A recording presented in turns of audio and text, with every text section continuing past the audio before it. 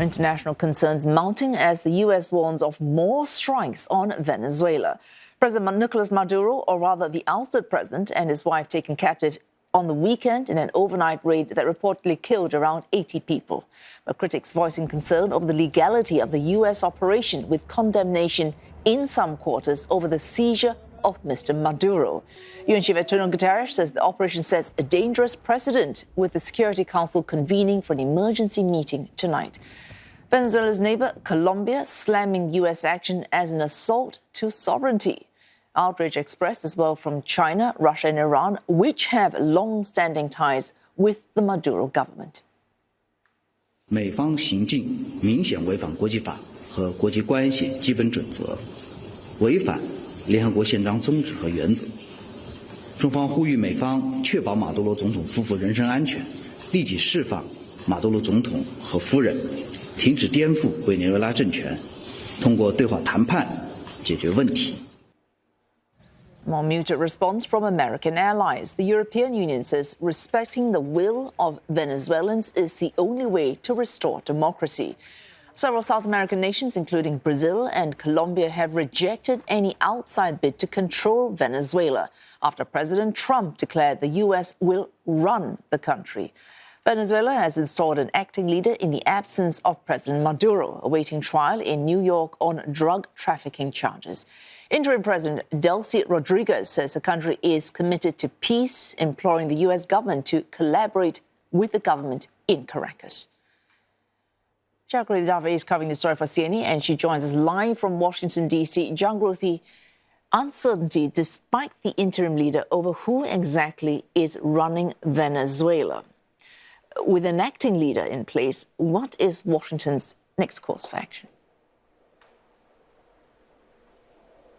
Well, that is the big question, and that appears to still be very unclear based on what we're hearing from those people who have been sent out to repeat the White House's talking points on the Sunday news programs. This is right from the cabinet through to the Senate, through to the House. You've got Marco Rubio, Tom Cotton, Jim Jordan, all coming out and effectively saying the same thing. We have to see what Venezuela does next, how they respond. We don't really know what's going to happen next. And this is a far cry from Donald Trump's comment about the United States running Venezuela with the likes of Marco Rubio and Pete Hegseth, the Secretary of War in charge.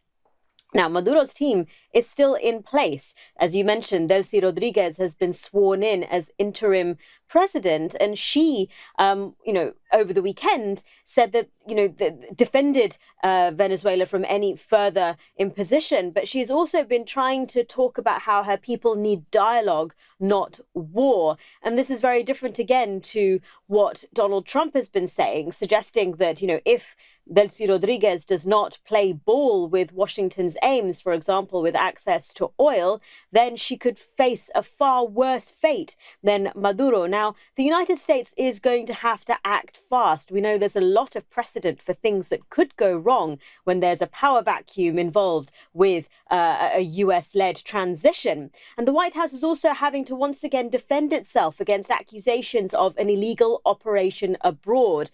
The White House is denying this. Marco Rubio is saying that this was merely a precise operation that involved a couple of hours of action. And Jagruti, President Trump already moving on from Venezuela, making threats against Colombia and doubling down on earlier threats against Greenland. How is he going to be acting on these countries? Well, as you say, it's not just Venezuela that is worried about potential future action. It's Colombia, it's Mexico, it's Cuba, and even Greenland. Donald Trump was saying that an operation in Cuba sounds good to me. Marco Rubio said, if I were in the government in Cuba, I'd be watching out. And, the Cubans guarded Maduro, and the US-Cuba relations have been fraught since the 59 revolution. So there's a lot of concern from other Latin American countries. But it's not just that, it's Greenland as well. Donald Trump has previously talked about the US taking over Greenland, and he repeated that on Air Force One on Sunday. He said that the US needed Greenland from a national security perspective. Now, the gain for the Trump administration is this idea of restoring American dominance in the West. Donald Trump has cited something called the Monroe Doctrine. This is a 19th century policy by James Monroe, which rejected European colonialism. Donald Trump jokingly referring to it now as the Monroe Doctrine. And there are also questions about whether, as you mentioned, a muted response from allies is further emboldening this US president for his actions abroad. And this is despite reservations from within his own base about US action in foreign countries. And so what has happened over the weekend has sent absolute shockwaves across Europe, across Latin America, and across the rest of the world.